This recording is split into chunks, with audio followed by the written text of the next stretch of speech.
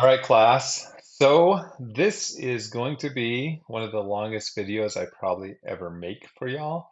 So typically I try to keep it 20 minutes or less, but the reason this is going to be a little bit longer is just because we're going to go through some more complex things to talk about. The assignment this week is to look at a couple insurance plans at your personal place of work and choose one based on which one is best mathematically for you in the long run. So before I start this, I want to state I'm not telling you what to pick. That's a personal decision, obviously. And then two, you need to know I have a bias towards HSA plans. So HSA plans are the best tax advantaged account in America. The money goes in pre-tax, meaning you don't have to pay taxes on it in the year. Uh, you can then, if you have enough HSA balance, you can put some of that into investment accounts, and those earnings are tax-free. And then if you spend them on medical expenses that are approved, you can then take it out of the account tax free. So you never have to pay tax on that money. It's a triple advantage tax account. So a lot of times when people think of HSAs, especially if it's perhaps your parents' generation, they have these thoughts like, oh, you need to spend an HSA in the year you put the money in. That is not true. Those are different accounts. Perhaps an FSA is what they're thinking, that you have to put it in and take it out of the account in the same year. An HSA can roll over from year to year and just continue to grow that balance in the account. And as I said, you can even invest it. There's actually more advantages of an HSA even when you get to like tax planning and when you eventually pass it on or donate it to a charity even. I'm not going to go through all of those things. There's blogs you can follow and look up or even read about the different ways you can use an HSA. But I just want you to know that's my bias. So if I can ever find a way when I'm looking at insurance plans to justify the HSA account, then that's what I'm going to recommend. And there's a maximum amount you can put in an HSA. I believe here in 2024, when I'm recording this for a family, it's $8,300. I hope that's right. And then it will change yearly based on whatever the IRS says on a given year. So there's my bias. So now on to a couple other things about insurance. The reason I'm building this video now in 2024, I've been at Weber State since 2015, and we've basically had the same insurance options every year since then. This year is the biggest change we've had since I've been employed at Weber State. So I'm actually showing you the process I go through when I'm picking an insurance plan, and hopefully it'll be beneficial to you in a couple ways. First, just to see how I go through the math. And then two, I'm going to try to talk you through some things about insurance and how it works, especially specifically health insurance, and hopefully it'll give you a greater understanding. Now, once again, I'm not the end all be all. Please reach out to your human resource professional as you have questions about your own plan, because I cannot consult you on which one to pick. I'm just showing you my process. So, all right, with those disclosures out of the way. So I'm going to be doing this on the employee plus two because I am medically insured for me and my family. So just to explain how this works, and I just copy and pasted this picture into the spreadsheet. I was just given this from RHR a week ago. And so immediately I started through my process of which plan was best. And so you have a single option if you're the only one on the plan. If it's a double option, maybe you and a spouse or you and a child, employee plus one, or the family option, employee plus two. And what you can see here, here's based on last year and what it's changing to this year. All right, so just to explain how this works at Weber, this is going to be different at your employment. We have two different options, and don't worry about these down here. This is the dental plan and the vision plan. We're not going to talk about those today because there's only one option versus the two. Most health insurance plans has a couple options to choose from. So at Weber State, we have the traditional plan, which I'm putting right here. and then the Star HSA plan, which I'm putting right here to compare in this table. All right, so, and then you're going to notice below that, traditional and Star, Advantage and Summit. That has, I don't want to say nothing to do, but that's not the insurance plan you're picking. At Weber State, through our insurance, we have two different networks we can pick. One is Advantage and one is Summit. So in either one you pick, whether it's traditional or the Star plan, you can choose the Advantage or the Summit network for basically which hospitals are in network versus out of network. And I'll talk more about that as we go, as we get into coverages. So just to show that, let me go over here to Chrome. I'm going to put in this insurance networks Weber State. Okay, help me find it. How about right here, medical networks. Okay, and your plan, it's not going to look exactly like this, but there's a shot that you have a couple different networks to choose from in your own insurance. I just want to take you through the process of how I would pick this. So in addition, back over here, as I said, you can choose either traditional or Star HSA, and either one of those you can choose the Advantage network or the Summit network. So coming back over to Chrome, you can see in the Advantage network, when I look through this, this is mostly the IHC hospitals throughout our state, and then the Summit network is more the other hospitals. And so, like, let's just look at this on a micro level. Let's say you lived in Weber County.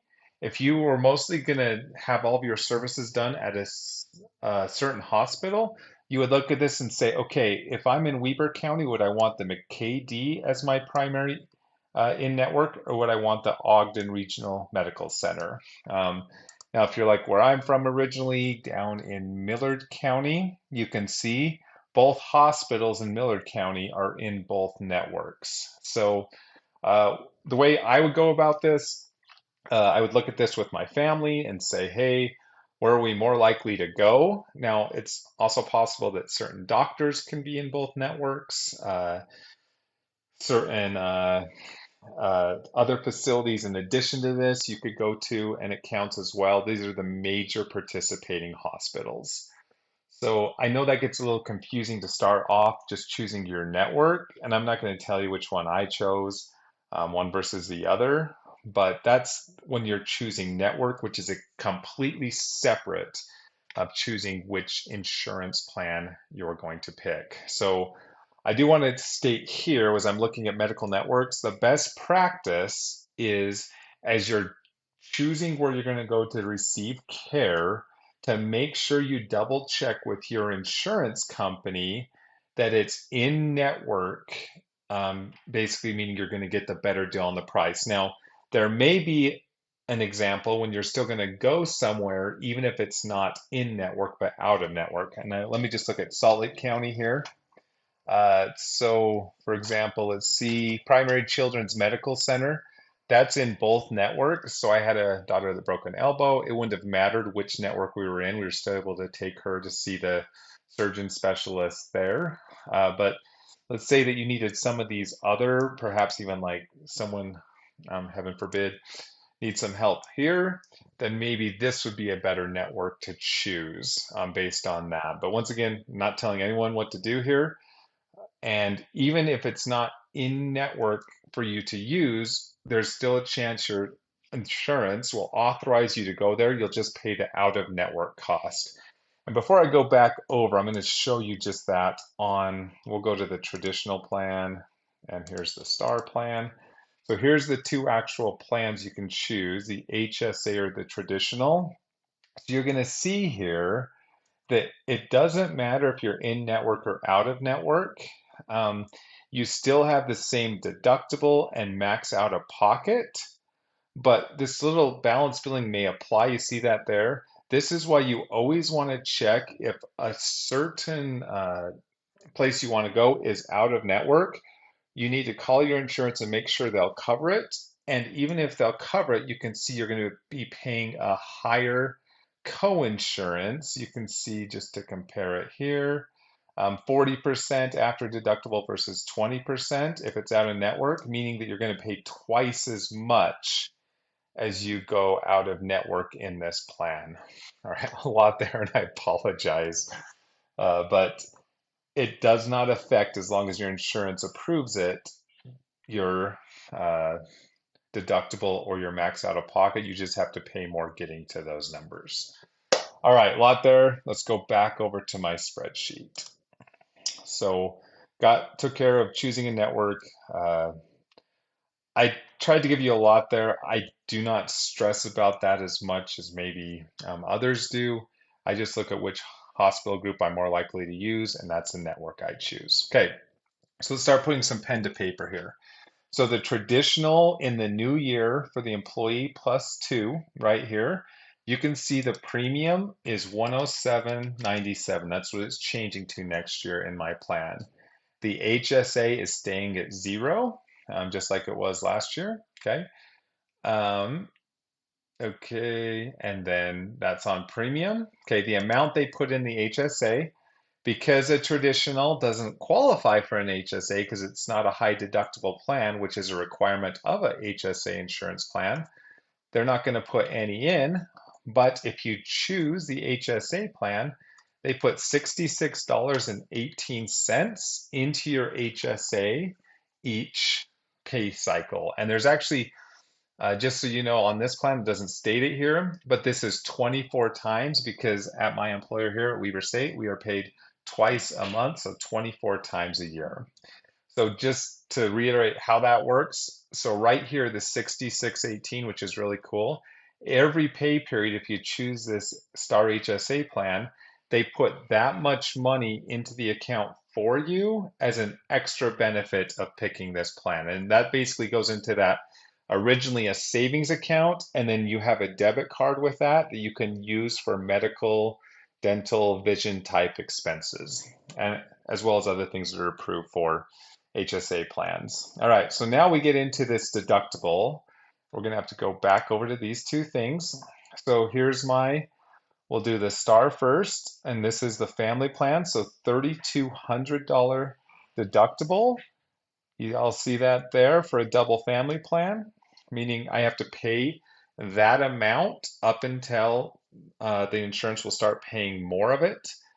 Talk about that more here in a second. And then the max out of pocket is 9,000. So that was 3,200. Let's see on the HSA, 3,200 and then $9,000. Okay. And the traditional over here is 700 per family and then 9,000 as well. So deductible 700 and 9,000. Let me tell you how this works a little bit better, and I'm going to come down here and explain a little bit about coinsurance and maybe even talk about copays for a second. So the way a deductible works in health insurance, it's somewhat similar to a deductible for car insurance. Let's say that you get in a wreck and there's $1,000 and you had full coverage on your vehicle. You would have to pay $1,000 and then your insurance would cover the rest up to the amount that's either your coverage amount or the amount to fix the vehicle. All right, so it's very similar in health insurance. So the deductible, you're going to pay the first $700 out of pocket as you go. And then after that, it's going to take over. And if you have, for example, a surgery after that for either plan, I'll go down to surgery right there, surgery right here. So that means you're going to pay 20% coinsurance. And what that means, if there's $1,000 surgery, you would pay 200 of that amount and your insurance would pay 800 after you hit your deductible.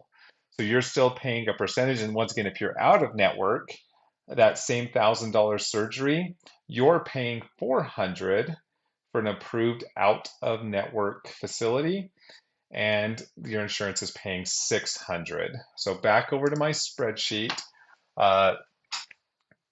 You pay the first 700 for traditional here, 3,200 for the HSA out of pocket, and then you pay 20% for in-network stuff after that for surgery and stuff.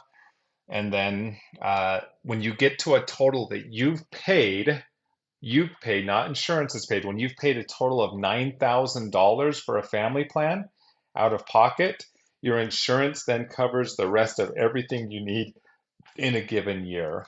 And I'm just going to show you this. I don't want to make it too confusing, but you can see here on this, one person cannot meet more than 3,000 of your max out of pocket or 4,000 here, meaning that one individual in your family, let's say that, heaven forbid, someone got more of an illness, so they were in the hospital for months type deal, they're not going to go all the way up to 9,000 for one person.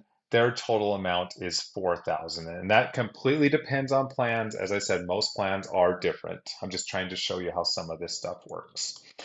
All right, so back over to here. Right off the bat, most people, just from looking at this, choose the traditional plan. I know that was true at my employer at least a couple of years ago, the last time I asked, because the first thing they look at is like, look, I don't want to have to pay $3,200 out of pocket before that co-insurance kicks in. So I'm going to choose this one with a smaller deductible. All right. I did promise I'd talk a little bit about co-pays. I don't want to get into it too deep, but as you can see with the STAR plan, you're basically paying everything up to the deductible, then 20% after. One advantage of a traditional plan is also co-pays. Okay. So, for example, rather than if you have a primary care visit, remember typically one is covered basically just for your yearly checkup. If you have more than that, let's say you go to IHC, $35 is a copay. So you pay that when you go, versus over here, you pay the full amount. And then after you hit deductible, you pay 20%. So let's say it was a $200 visit. You would pay $40 here versus 35 over here for the copay. So you would actually get a bill here versus this one, you would just pay $35 as you go. Now, let me tell you one thing. You all, at least if you're watching this and you're one of the students in the professional sales programs, one thing that I do tell you, the reason I typically like these plans better, this is non-negotiable co-pays. If you get a series of bills from a specialist, a lot of times you can call into the billing department and negotiate those bills down, especially if they end up being large bills. So just something to consider. It's something I've done throughout all of my life as I've gotten medical bills. I don't do it every time. I even know, like, for example, IHC typically, their current policy is they don't let you do that every time. In fact, the most recent policy I've known about is they only let you do that once a year for a discount. So I typically wait till what I think is going to be my biggest bill from IHC in a year, and that's when I call in and discount or get a discount on that bill. And I don't want to limit it to that because you can maybe even get more. Other providers I've gone to, I've been able to negotiate down every single bill I've gotten or received from them. So just something to consider. So the copay versus deductible, you can see over here, there's still copays with prescription drugs in both settings, but primary care visits, you're always paying just the amount and then co-insurance on this side. So as I said, some people choose this based on that as well. I don't personally see that as a benefit based on my experience, but once again, I'm telling you my experience and not telling you what to do. So, all right, back over to here. We've gone through a lot here, so let's just talk about the savings now. All right, so I want to talk about the savings per year doing the HSA, and I'm going to just put the formula I'm going to use right here. It is 107.97, which is the premium, times 24 plus 6618, which is the amount they would pay me if I had the HSA high deductible plan, times 24. I just wanted to show you the formula, and I'm just going to do it here now.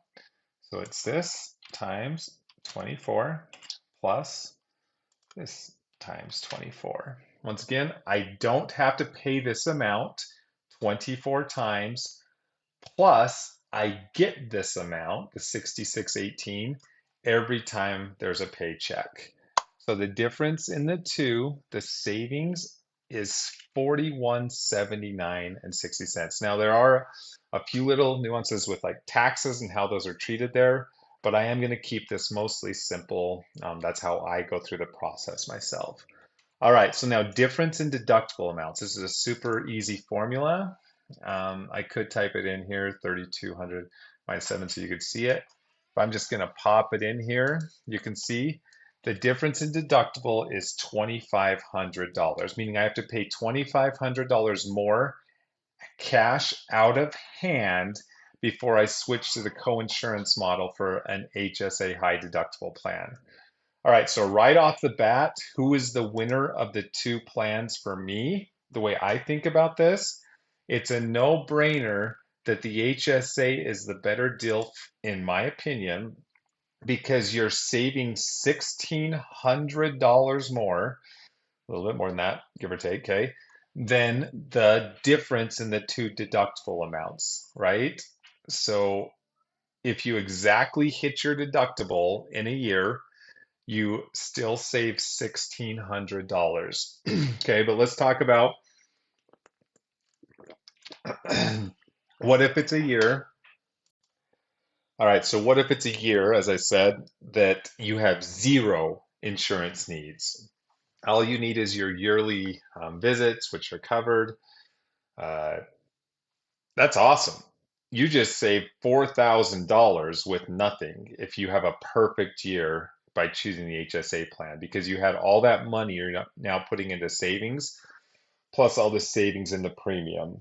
Okay, the once again, the reason why so many people pick this plan still is a smaller deductible. So my recommendation, and I've recommended this to many through the years here in my current employment, is rather than just save the money in that premium, take at least what the premium was gonna be, in addition to what the employer puts in the 6618 every paycheck, put in at least this amount, the 107.97 into the HSA, right? And then you're going to be building this savings account over time, so you have cash to pay for this higher deductible. That's what I recommend as much as you can as you're going through. Build that HSA and try to grow it as much as you can. That way, when that bigger bill does come, it's not a stress because you've already got the money in the HSA savings to pay for it. So, who is the winner? I choose all day, every time, the HSA based on these numbers. Okay, I want to show you something else here as well. It says that the max out of pocket is $9,000 for both plans. Okay, and I'm not going to get into all the exacts of how copays go towards things, how prescription drugs can change from one plan to another, and how that hits the max out of pocket.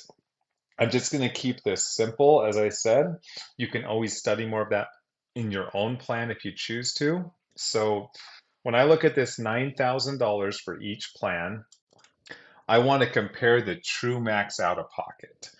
So the true max out of pocket of the tradition, I'll put it right here, it's going to equal the $9,000 plus your premium you have to pay. You have to pay that premium no matter what, times the 24 pay periods. It grows your true max out of pocket of the traditional up to 11,591 instead of the 9,000 because you still have to pay the 107.97 every pay period. The true max out of pocket for the HSA, it's actually the 9,000 minus the amount your employer puts into your HSA for free times 24. And once again, your employer is not going to be exactly like this. There's even some HSA plans where they don't put anything in, so you just have to analyze that with that number if you choose to put in or not. So the true max out of pocket right here. So if this is a year that everything goes wrong and you keep on paying in and you hit your max out of pocket, you if you chose a traditional, you really paid 11,500 basically versus 7,500 with the HSA. So still a $4,000 savings in the absolute worst year. Through the years, as I've talked to people about which plan they should choose, they say, Well, what if you hit $5,000, $5,312, and everywhere in between? And this is the way I think about it. Once again, you can do your own research and choose as you want. I'm saving $1,600 at hitting the deductible. And at that point, it switches to co-insurance for surgeries, bigger things for both. So, in my opinion, from what I've seen, at basically any number you hit in this plan, it's mathematically better to choose the HSA plan. And once again, you can go through that process on your own. Uh, if I was to see this video, I would be like, well, what's the catch? Because to me, it's so obvious. The catch is what insurance companies have found, they can offer high deductible plans at a better deal for the end user. Because if you have a high deductible plan, they found that you're less likely to go in for things that you may not need to. So it saves the insurance company money, which then saves your employer money, and they can pass those savings on to you.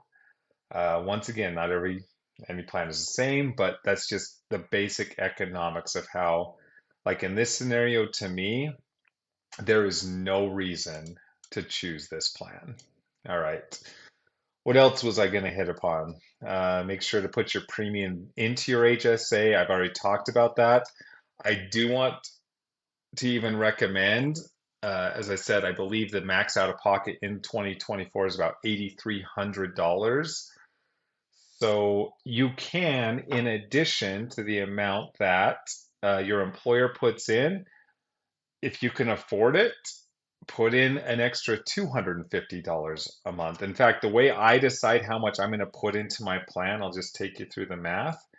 I say, okay, it's $8,300 is the max out of pocket, and I'm going to subtract that, subtract 6618 times 24, which gives me 671168 left. Okay, so after my employer puts this in 24 times, I can still put another $6,711 into the HSA.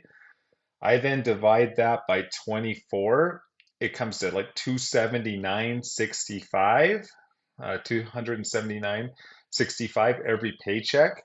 And that's the amount I choose to put into the HSA as much as I can because I want all those tax savings in the triple advantaged account.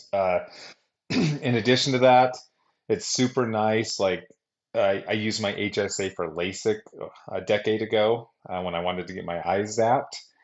My kids are in the years of braces right now. So with that, it's so nice to have the HSA savings for that as well. It's just an account you want to continue to grow. So it's a no-brainer at least to put this much in addition to what the employer puts in. But the more you can put in here up to the max that you can put in a year, you want, in my opinion, to push that limit.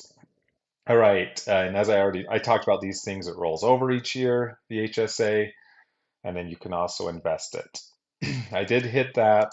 Okay, let's just talk about these two things I wanted to put it. Let's say that your plan, you do the math, that's your assignment on this, and there's not a clear winner on the two. I've been looking at these plans for quite a bit, long time, and your company may even have a third plan to choose from, or even more, right? If that's the case, your spreadsheet's just gonna get a little bit more detailed. You still want to go through the process of comparing, but at that point, you just want to, okay, if they're all the same, or if it's close to the same, like a break even rather than like these crazy savings that I've already showed, I'm probably still personally leaning towards the HSA just because the advantage of putting the money in that account. All right, so I think I've hit this spreadsheet here. Let's spend just a couple more minutes over here with you.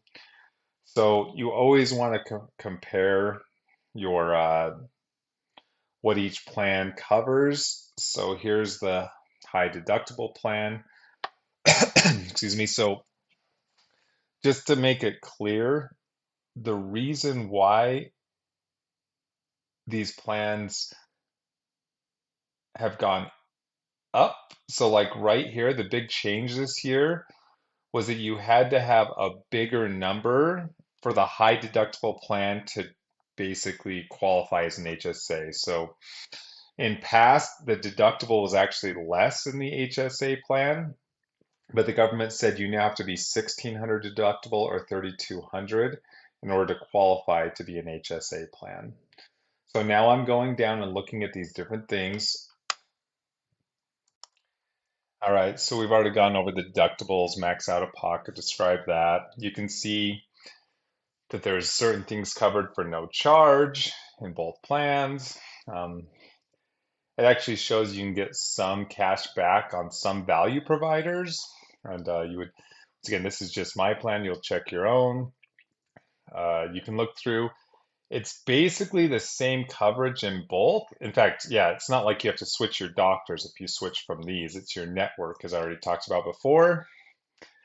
But it's basically how it gets billed down to you. And you can see most of this stuff down here is going to be very close to each other, the co-insurance. So hopefully this overview has helped you as you decide and choose how you're going to pick your own insurance plan. I do recommend as you go through the process, you work with your HR, ask as many questions as you can. This is not a comprehensive review of everything you need to know about health insurance, but hopefully it's been helpful and you can see the process of how I pick an insurance plan. And with that being said, once again, run the math on your own. If you're not currently employed, I'd recommend you reach out to someone you want to work for in the future. And then obviously, if you're someone that's always going to be self-employed, then you're going to go through a different process because now it's not an employer perhaps going getting your insurance, but then you would go to the marketplace online, see what was available, and you would follow this exact same process. You choose which plan would make most sense, what is the best deal, and then you would kind of what network you want to be a part of, and you could do that even if you're self-employed. So once again, hopefully this has been helpful. Keep on learning. I do want to state health insurance is not perfect. Just personally, I had a foot thing done about a year and a half ago. It took a facility over a year to figure out the bill with my insurance. It came a year later. Uh, I wish it was more simple. It's not. Sometimes everything works perfect. Other times you need to check back and make sure everything was even coded right. I feel like I'm almost going down a sad road here. Uh, that it does not always work perfect, but by understanding at least what you're choosing and the benefits up front of what you want to do, hopefully it'll be beneficial through you throughout your career as you choose your health plan. So thanks for being in the class still. Always appreciate working with you and have a good day.